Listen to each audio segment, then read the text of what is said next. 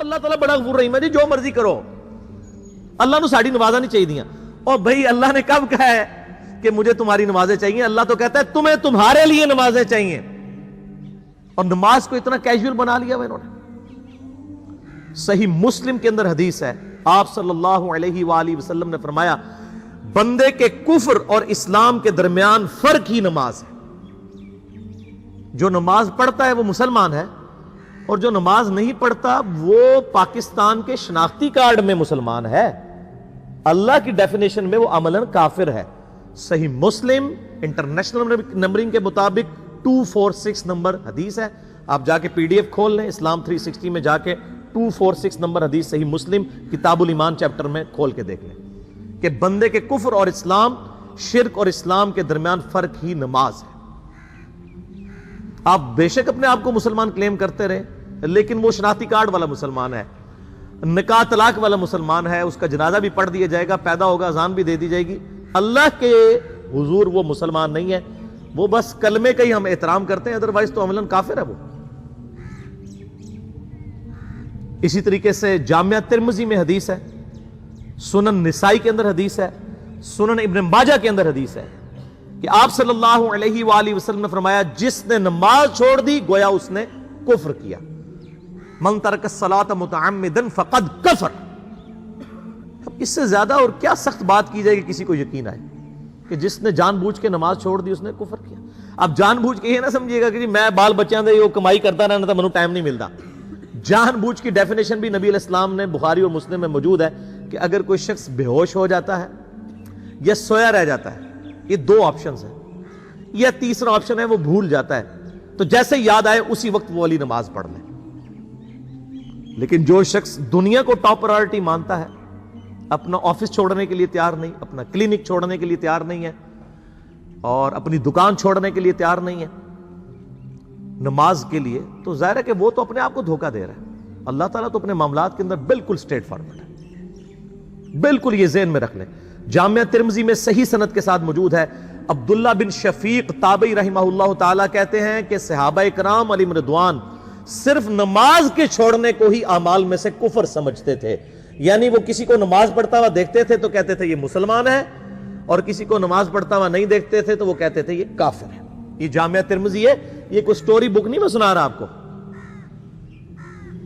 مسند احمد میں صحیح سند کے ساتھ حدیث ہے، نبی صلی اللہ علیہ وآلہ وسلم نے معاذ ابن جبل سے فرمایا معاذ اللہ کے ساتھ کسی کو شریک نہ ٹھہرانا، خواہ تمہارے ٹکڑے ٹکڑے کر دیے جائیں، تمہیں سولی پہ چڑھا دیا جائے، تمہیں آگ میں جلا دیا جائے، اللہ کے ساتھ کسی کو شریک نہ ٹھہرانا. اور معاذ نماز بھی نہ چھوڑنا، کیونکہ جس نے نماز چھوڑ دی اللہ تعالیٰ کے ذمہ کرم سے وہ نکل گیا، اللہ کے حضور اس کے لیے کوئی حصہ نہیں ہے جس نے نماز چھوڑ دی. کتنا کرٹیکل ایشو ہے. اور اسی طریقے سے مسند احمد میں ہی ایک اور حدیث ہے کہ آپ صلی اللہ علیہ وآلہ وسلم نے فرمایا جس شخص نے اپنی زندگی میں نماز کی حفاظت کی، قیامت والے دن وہ نماز اس کے لیے نور ہوگی، نجات ہوگی، اور اس کے حق میں دلیل ہوگی. اور جس نے نمازوں کی حفاظت نہیں کی اس کے لیے قیامت والے دن کوئی نجات، کوئی نور اور کوئی دلیل نہیں ہوگی، الٹا اس کا حشر قارون، فرعون اور ابی ابن خلف کے ساتھ ہوگا والعیاذ باللہ تعالی. یہاں تو ہم کہہ دیتے ہیں یا اللہ جو کچھ بھی ہے تیرے محبوب کی امت سے ہیں، یعنی یا اللہ ہم نے تو اپنی اصلاح کوئی نہیں کرنی، ہمیں اسی طریقے سے ہی قبول کر لیں والعیاذ باللہ تعالی. اور کچھ ویسے علماء کا بھی اس میں بڑا برا کردار ہے کہ انہوں نے نماز کو بھی اتنا مشکل فرض بنا کے پیش کیا ہے کہ ایک عام آدمی کے لیے، اور جو دنیاوی معاملات کے اندر بھی انوالو ہے، اور کسی ایسی عورت کے لیے جس کے کئی بچے ہیں، مطلب اس روٹین کے اندر اس نماز کو مینج کرنا مشکل ہو جاتا ہے. ہمیں تو عشاء کی صرف 17 رکعتیں بتا دی گئی ہیں، حالانکہ 24 گھنٹے کے اندر ٹوٹل نماز کی رکعتیں 17 ہیں جن کی اکاؤنٹیبلٹی ہے. اور میں یہ بڑے یعنی وثوق کے ساتھ ایک ذمہ دار مبلغ کی حیثیت سے یہ بات کر رہا ہوں. آپ صحیح بخاری اور صحیح مسلم کھول کے دیکھ لیں، فرض نمازوں کی تعداد جو ہے وہ 5 آئی ہے، اور ان کی رکعتوں کی تعداد بھی بیان ہو گئی ہے. فجر کے 2 فرض، ظہر کے 4 فرض، عصر کے 4، مغرب کے 3 اور عشاء کے 4. اور سفر میں سارے 2 فرض ہیں، مغرب کے 3 ہیں. یہ ٹوٹل 17 رکھتے ہیں جن کی اکاؤنٹیبلٹی ہے. باقی جنہ گڑ پاؤ گے انہ میٹھا، وہ ساری نفلی عبادت ہے. وہ بخاری اور مسلم دونوں میں حدیث ہے جس نے فرض کے علاوہ 12 رکعتوں میں استقامت کی، اور وہ 12 رکعتیں آپ صلی اللہ علیہ وآلہ وسلم نے پڑھ کے بھی بتائیں، اور امہات المومنین میں سے سیدہ عائشہ نے، سیدہ ام سلمہ نے، سیدہ ام حبیبہ رضی اللہ عنہن نے روایت بھی کی کہ 2 فجر سے پہلے، 4 ظہر سے پہلے، 2 ظہر کے بعد، 2 مغرب کے بعد، 2 عشاء کے بعد، یہ 12 سنت موقدہ، جس نے یہ پڑھی اسے جنت میں محل ملے گا۔ اگر کوئی نہیں پڑھتا تو گنہگاری والا معاملہ کوئی نہیں ہے۔ اسی طریقے سے اس کے علاوہ ایک اور وتر کی نماز ہے جو سنت موقدہ ہے، وہ سیدنا مولا علی رضی اللہ تعالیٰ عنہ علیہ السلام کا قول ہے کہ وتر سنت ہے، سنت ہے، سنت ہے، مگر اسے مت چھوڑو۔ ہے سنت ہے لیکن تاکیدی ہے۔ آپ صلی اللہ علیہ وآلہ وسلم نے سفر میں بھی وتر اور فجر کی 2 سنتیں پڑھی ہیں، لیکن یہ صرف افضلیت کے اعتبار سے تاکیدی ہیں، ان کی کاؤنٹیبلٹی کوئی نہیں ہے۔ البتہ یہ ضرور ہے، سنن ابی داؤد میں ایک حدیث ہے کہ جس کی قیامت والے دن فرضوں میں کوتاہی نکل آئے گی تو اللہ تعالیٰ فرمائے گا میرے بندوں کی جو نفلی اور سنت عبادت ہے اس کو تول لو اور فرضوں کے ایکویلنٹ قبول کر لو۔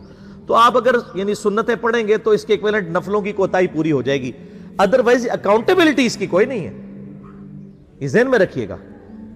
صحیح بخاری اور مسلم دونوں میں حدیث موجود ہے، ایک صحابی آئے، انہوں نے کہا یا رسول اللہ صلی اللہ علیہ وآلہ وسلم میں جنت میں جانا چاہتا ہوں، مجھے کوئی شارٹ کٹ بتا دیں۔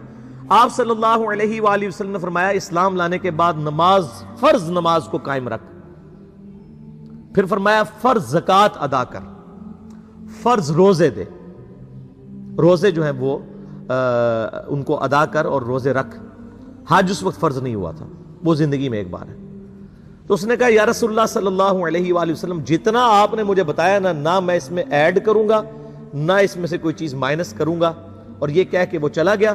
آپ صلی اللہ علیہ وآلہ وسلم نے فرمایا اگر کسی نے کسی جنتی شخص کو دیکھنا ہے تو اس کو دیکھ لو، جو یہ کہہ کے گیا کہ میں فرض نماز سے زیادہ کوئی نماز نہیں پڑھوں گا، صرف فرض روزہ ہی رکھوں گا، فرض زکوٰۃ ہی دوں گا۔ اب روزہ اور زکوٰۃ میں تو ہمارے علماء کو اور عام پبلک کو بھی جو دیندار لوگ ہیں ان کو ہضم ہوتی ہے کہ کوئی شخص یہ نہیں کہتا کہ بھئی پیر اور جمعرات کا روزہ، صحیح مسلم میں حدیث ہے کہ آپ صلی اللہ علیہ وآلہ وسلم کے نفلی روزوں کی یہ روٹین تھی۔ کوئی آپ کو یہ نہیں کہے گا کہ جس نے جمعرات اور پیر کا روزہ نہ رکھا اس کے رمضان کے روزے ہی قبول نہیں ہوں گے، کوئی کہتا ہے؟ کیونکہ ان کو پتہ وہ نفلی ہے۔ اسی طریقے سے زکوٰۃ تو صرف 2.5% ہے نا، باقی تو نفلی صدقات ہیں جتنے مرضی دیں۔ کوئی شخص نہیں کہتا کہ نفلی صدقہ نہ دیا تو آپ کی زکوٰۃ بھی قبول نہیں ہوگی، الٹا یہ کہتے ہیں او بس جی زکوٰۃ دے لو تو باقی سارا مال پاک ہے۔ لیکن جب فرض نماز کی باری آتی ہے تو اس وقت وہ 12 رکھتے بھی سنت موقدہ بیچ میں گھسیٹ دیتے ہیں، وہ بھی صرف فضیلت ہے۔ ٹوٹل 17 رکھتے ہیں، 2 فجر کی، 4 ظہر، 4 عصر، 3 مغرب، 4 عشاء۔ یہ میں کو اپنے لیے گراؤنڈ نہیں بنا رہا، میں تو الحمدللہ اس کے علاوہ بھی نفلی عبادت کرتا ہوں، لیکن میں بتا رہا ہوں خدا کے لیے لوگوں کو دین ایسا مشکل نہ پیش کریں کہ جو نبی علیہ السلام نے امت کو وہ دین نہیں دیا ہوا، اپنی مرضی سے انجیکٹ نہ کریں دین، لوگوں کے لیے مشکلات نہ کھڑی کریں، ان کو فرض نماز تک رکھیں۔ پھر انشاءاللہ کئی لوگوں کو میں نے اس نے نماز شروع کروائی، انہوں نے سنت نماز بھی، نوافل بھی شروع کر دی ہیں، لیکن آپ کم از کم وہ ڈیٹم لیول تو اچیو کروائیں لوگوں کا۔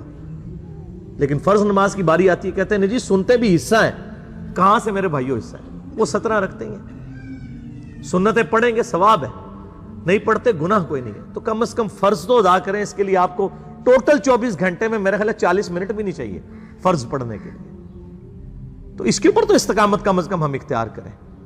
اور چھوٹی چھوٹی جو نٹی گٹیز ہیں ان کو تو ہم نے اتنا فالو کیا ہوا ہے، اور فرض نماز کے بارے میں ہم اتنے کیجول ہو جاتے ہیں۔ تو یہ فرض نماز کی امپورٹنس اس حوالے سے ضروری تھی، اس لیے میں نے ساتھ ہی بیان کر دی۔